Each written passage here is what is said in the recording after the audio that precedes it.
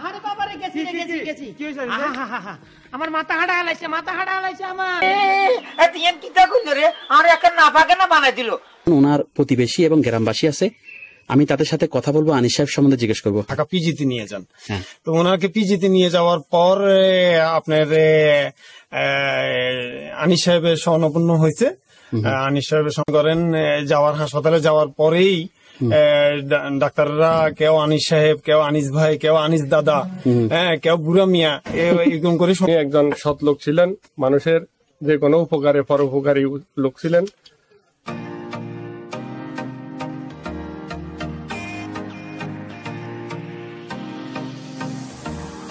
এই মুহূর্তে ফেনী জেলার ছাগলাইয়া থানার দক্ষিণ বল্লভপুর গ্রামে আছি। আপনারা সবাই অবগত আছেন, এই দক্ষিণ বল্লভপুরের কৃতি সন্তান হচ্ছেন জনপ্রিয় কৌতুক অভিনেতা আনিস সাহেব, প্রয়াত অভিনেতা আনিস সাহেব। এখন যেখানে দাঁড়িয়ে আছি, এটা হচ্ছে আনিস সাহেবের প্রত্যেক বাড়ি থেকে অল্প দূরত্বে থাকা একটা চায়ের দোকান। এখানে অনেকজন ওনার প্রতিবেশী এবং গ্রামবাসী আছে, আমি তাদের সাথে কথা বলবো, আনিস সাহেব সম্বন্ধে জিজ্ঞেস করবো। আসসালামু আলাইকুম। ওয়ালাইকুম আসসালাম ওয়া রাহমাতুল্লাহ। ভাইয়া কেমন আছেন? জি আছি আলহামদুলিল্লাহ। এই গ্রামের তো কৃতি সন্তান হচ্ছেন আনিস সাহেব। জি। ওনাকে তো আপনার কাছ থেকে দেখেছেন, আপনারা যেহেতু প্রতিবেশী বা গ্রামবাসী, ওনার সম্বন্ধে একটু বলুন, উনি মানুষ হিসেবে কিরকম ছিলেন?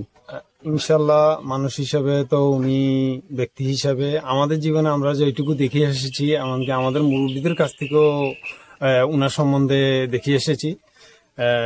ইনশাল্লাহ অনেক ভালো শুনছি আর কি, যে উনি তার শৈশব কৈশব এই সাদামাটা মানুষ ছিলেন উনি, এটুকু জানি। আর আপনার বাবার কথা একটা বলছিলেন যে চিকিৎসার কথাটা।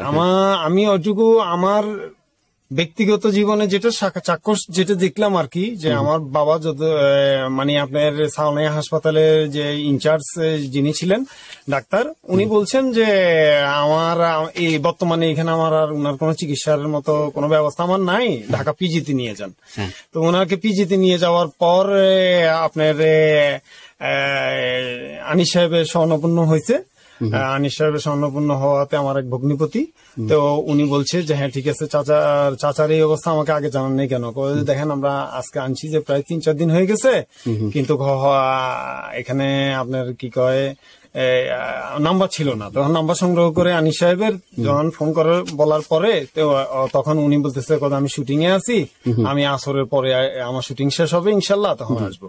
তখন উনি আপনি মনে করেন যাওয়ার হাসপাতালে যাওয়ার পরেই ডাক্তাররা কেউ আনিস সাহেব, কেউ আনিস ভাই, কেউ আনিস দাদা, কেউ বুড়া মিয়া এরকম করে সম্বোধন করতেছে।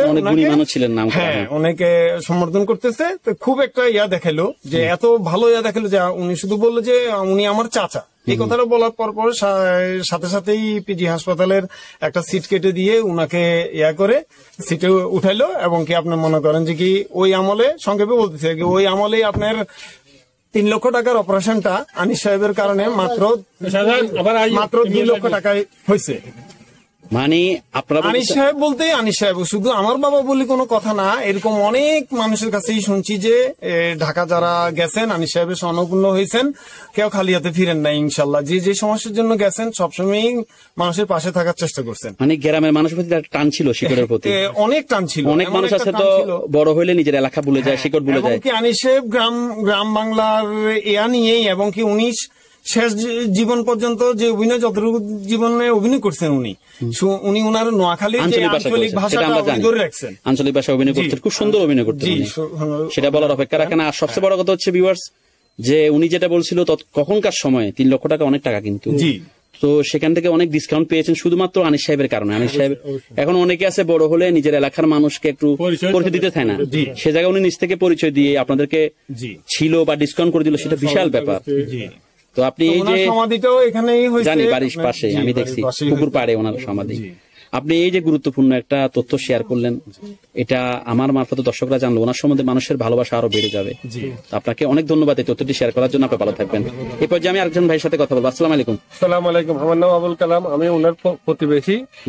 উনি একজন মহৎ সৎ ব্যক্তি ছিলেন, পরোপকারী, এবং দেশের মানুষের প্রতি তার অনেক ভালোবাসা ছিল, টান ছিল, এবং উনার বাসায় গেলেও অনেক সহযোগিতা পেয়েছি, অনেকে অনেক রকমের পেয়েছে। উনি নিবৃত্ত একজন মহৎ লোক ছিল, উনার তুলনা হয় না, উনার মতন একজন এরকম লোক আর দ্বিতীয় হয় না। উনি একজন সৎ লোক ছিলেন, মানুষের যে কোনো উপকারে পরোপকারী লোক ছিলেন এবং গ্রাম এবং দেশের প্রতি তার অনেক আনুগত্য ভালোবাসা ছিল। এবং এই বলে ওনার আর কি বলবো, ওনার মানে বলার শেষ মৃত্যুর পরও যে আপনারা ওনাকে নিয়ে এত ভালো বলছেন, নিশ্চয়ই উনি গ্রামবাসীকে ভালোবাসতেন, সেজন্য তো বলতেছেন। জি। আর আমার কাছেও আজকে ওনার প্রতি সম্মান আমার অনেক বেড়ে গেল যে উনি এত বড় অভিনেতা হওয়ার পরেও ওনার গ্রামবাসীর প্রতি ওনার যে ভালোবাসা ছিল সেটা বিশাল ব্যাপার। বিশাল আপনি ভালো থাকবেন। আসসালামু আলাইকুম। আসসালামু আলাইকুম। পাগলা কুত্তা কামাইছে নি কেন? ফুলের লগে ফুলদানিও আছিল। শুনলেন তো ওই দুই ভাইয়ের মুখ থেকে যে আনিস সাহেবের গ্রামের প্রতি যে ওনার কি একটা মায়া ছিল। উনি অভিনয় জগতের কারণে হয়তো বা ওনার ব্যস্ততার কারণে ঢাকাতে পড়ে থাকতেন, কিন্তু তারপরে উনি যখন সময় পেতেন উনি গ্রামে আসতেন, গ্রামের লোকজনের খবর রাখতেন এবং ওনার সমাধিও কিন্তু গ্রামেই। ওনার প্রত্যেক বাড়ির পুকুর পাড়ে হচ্ছে ওনার সমাধি। তো আসলে শেষ কথা হচ্ছে সব এটাই, সবাই আপনারা যারা এই ভিডিও দেখবেন সবাই আনিস সাহেবের জন্য দোয়া করবেন, যেহেতু উনি চলে গেছেন। যারা ওনাকে ভালোবাসেন, ওনার অভিনয়কে ভালোবাসেন, এখনো যারা ওনার অভিনয় দেখছেন, ওনার এখন আমলের দরজা বন্ধ, যেহেতু উনি মারা গেছেন। সবাই আল্লাহ পাকের কাছে দোয়া করবেন যেন আল্লাহ পাক ওনার যদি কোনো ভুল ত্রুটি থাকে সেগুলো মাফ করে আল্লাহ পাক আনিস সাহেবকে বেস্ট নসিব করে। আপনাদের দুজনকে অনেক ধন্যবাদ, ভালো থাকবেন।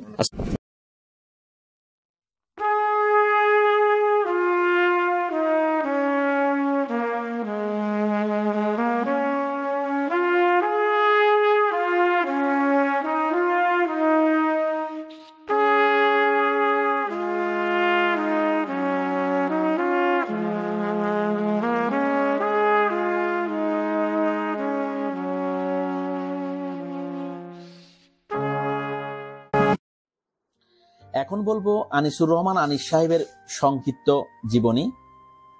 আনিসুর রহমান আনিস সাহেব ছিলেন একজন বাংলাদেশী চলচ্চিত্র, টেলিভিশন ও মঞ্চ অভিনেতা। তিনি প্রায় ২৫ শতাধিক চলচ্চিত্রে অভিনয় করেছিলেন।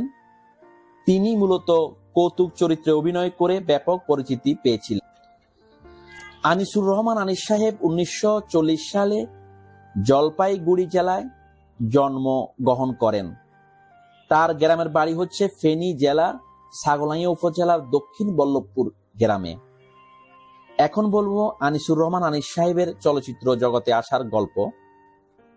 আনিসুর রহমান আনিস সাহেব ১৯৬০ সালে ২০ কন্যা চলচ্চিত্রে প্রথম অভিনয় করার মাধ্যমে চলচ্চিত্র জগতে পা রাখেন, যদিও তার এই ছবিটি মুক্তি পায়নি। পরবর্তীতে ১৯৬৬ সালে মুক্তিপ্রাপ্ত এই তো জীবন চলচ্চিত্রটি হলো তার প্রথম মুক্তিপ্রাপ্ত চলচ্চিত্র এবং আনিস সাহেবের অভিনীত শেষ ছবিটি ছিল যেমন জামাই তেমন বউ। চলচ্চিত্রে অভিনয়ের পাশাপাশি আনিস সাহেব টেলিভিশন ও মঞ্চে অভিনয় করেছিলেন। তিনি বাংলাদেশের থিয়েটার অঙ্গনের নবাব সিরাজউদ্দৌলা মঞ্চ নাটকে গোলাম হোসেন চরিত্রে রূপদান করেছিলেন। এখন বলবো আনিসুর রহমান আনিস সাহেবের পারিবারিক জীবন। আনিসুর রহমান আনিস সাহেব ১৯৬৫ সালে তারই খালাতো বোন কুলসুম আরা বেগমের সাথে বিবাহ বন্ধনে আবদ্ধ হয়েছিলেন। তার ২টি কন্যা সন্তান রয়েছে। আনিস সাহেবের সহধর্মিণী কুলসুম আরা বেগম ২০১৩ সালে মৃত্যুবরণ করেন এবং আনিসুর রহমান আনিস সাহেব ২০১৯ সালের ২৮শে এপ্রিল ৭৮ বছর বয়সে মৃত্যুবরণ করেন।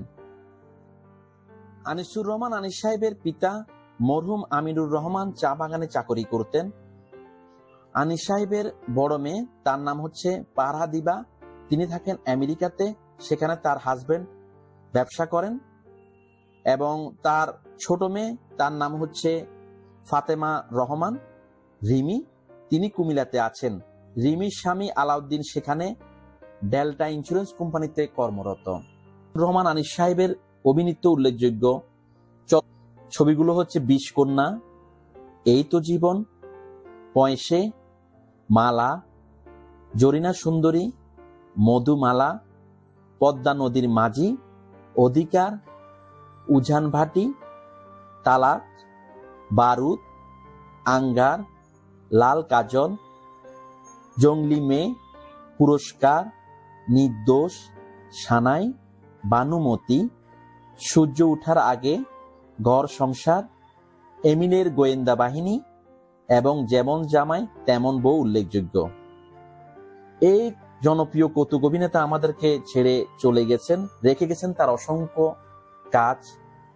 আমরা যারা আনিস সাহেবকে ভালোবাসি, আমরা যারা বাংলা চলচ্চিত্রকে ভালোবাসি, নাটককে ভালোবাসি, আমরা সবাই এই যে গুণী অভিনেতা যিনি আমাদেরকে ছেড়ে চলে গেলেন, আনিসুর রহমান আনিস সাহেব, আমরা সবাই তার মাগফিরাতের দোয়া করব, যেন আল্লাহ পাক তার কোনো ভুল ত্রুটি থেকে থাকলে তাকে মাফ করে জান্নাতবাসী করেন। আপনাদের সবাইকে ধন্যবাদ।